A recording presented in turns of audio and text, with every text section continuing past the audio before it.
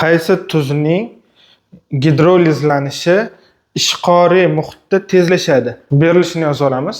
Demak, quyidagi moddalar berilgan va bularni qaysi biri ishqoriy muhitda gidrolizlanishi tezlashadi?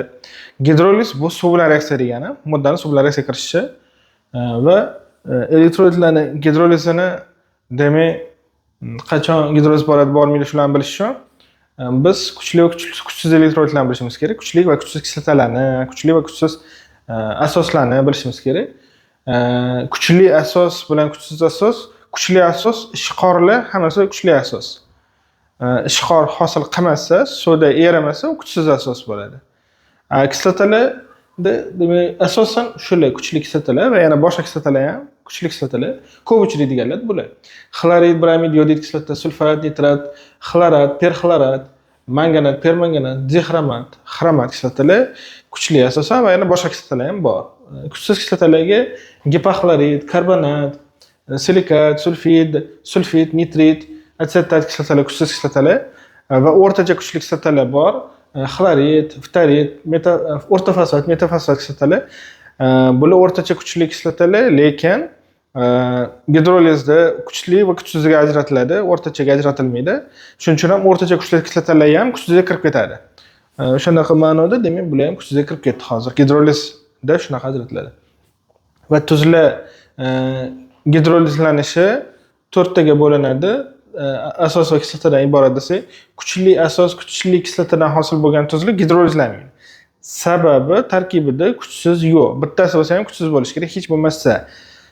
Shuning uchun birinchisi gidrolizlanmaydi. Ikkinchisi holatda kuchli asos, kuchsiz kislota bo'lsa, u gidrolizlanadi va gidroliz kuchsizi bo'yicha boradi. Ya'ni kislota bo'yicha yoki anion bo'yicha. Uchinchi holatda kuchsiz asos, kuchli kislota bo'ladigan bo'lsa, demak gidroliz boradi. Bosqichli bo'ladi. Xuddi ikkinchi holatga o'xshab va asosan birinchi bosqich boradi. Ikkinchi, uchinchi holatda demak bitta kuchsiz bo'lgani uchun bosqichli gidrolizlarni asosan birinchi bosqich bo'ladi. Ya'ni gidroliz yaxshi bormaydi degani. Boradi. Kuchsiz demak asos bo'lsa, asos bo'yicha gidrolizlanadi uchinchi holat yoki kation bo'yicha gidrolizlanadi. Ya'ni kation plus bo'yicha gidrolizlanadi. Bu minus. Endi 4-holatda kuchsiz asos, kuchsiz kislota, ikkalasi ham kuchsiz. Ikkalasi ham kuchsiz bo'lgancha gidroliz yaxshi boradi, zo'r boradi, bittada boradi, bosqichli bo'lmaydi, oxirigacha boradi va ham kation, ham anion bo'yicha gidroliz boradi. Va eritma muhitlari demak ikkalasi ham kuchli yoki ikkalasi ham kuchsiz bo'lsa, odatda neytral bo'ladi. Kuchlisiga qarab yuradi-da. Ikkalasi ham kuchsiz bo'lsa, kuch tengda, demak neytral. Kuchli, kuchsiz bo'lsa, demak kuchli asos, demak asosli, ya'ni ishqoriy muhit bo'ladi. Kuchlisi asos. Yoki kuchsiz kuchli bo'lsa, kuchlisi kislota, demak kislotali muhit bo'ladi. Chunki kuchlisi qaysi bo'lsa, o'sha muhitga ega bo'ladi. Va masalada aytayapti, ishqoriy muhitda gidroliz tezlashadi deyapti. Ishqoriy muhitda gidroliz tezlashadi degani bu mana bular qanaqa muhit hosil qilsa, unga teskari muhit qo'shilsa, gidroliz tezlashadi. Masalan, neytralga ishqoriy muhit qo'shsa, u teskari muhit emas. Ta'sir qilmaydi. Ishqoriy muhit qo'shsa, bir xil muhitga qo'shsa, gidroliz sekinlashib ketib qoladi. Teskari muhit qo'shsa tezlashadi. Shuning uchun ikki bo'lmaydi. Uchinchisi, kislotali muhit hosil qilsa, teskarisi ishqoriy. Ishqoriy muhit qo'shsa, gidroliz tezlashadi. Uchinchi nazarda tutadi, uchinchi holatni. To'rni ham emas, u neytral muhit. Unga ishqoriy qo'shsa ta'sir qilmaydi. Demak, uchinchiga to'g'ri keladiganini olamiz. Xrom uch sulfid. Xrom kuchsiz, sulfid ham kuchsiz. Kuchsiz bo'lsa 4-chisiga to'g'ri kelib qoladi. Gidroliz boradi, yaxshi boradi, uni olmaymiz.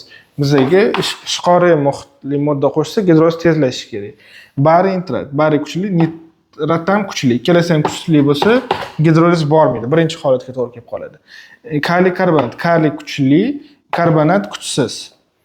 Ikkinchi holatga to'g'ri kelyapti. Karbonat kuchsiz. Gidroliz boradi, bosqichli boradi, ammo bu ishqoriy muhit. Chunki kaliy kuchli ishqoriy muhit bo'lib qoladi va unga ishqoriy muhit qo'shsak, bir xil muhitli bo'lib qoladi-da, gidroliz sekinlashib ketib qoladi. Gidroliz pasayib ketib qoladi. Bizga bu ham bo'lmaydi. Bu ham bo'lmaydi. Alyuminiy nitrat, alyuminiy kuchsiz, xlorid. Xlorid kuchli. Demak, bu 3-holatga to'g'ri keladi. Kuchsiz, kuchli. Gidroliz bo'ladi, bosqichli bo'ladi va kislotali muhit, chunki bu kuchli, kislota qoldog'i kuchli. Kislotali muhit va ishqoriy qo'shgansiz teskari muhit bo'lgani uchun gidroliz tezlashadi. To'g'ri javob D varianti.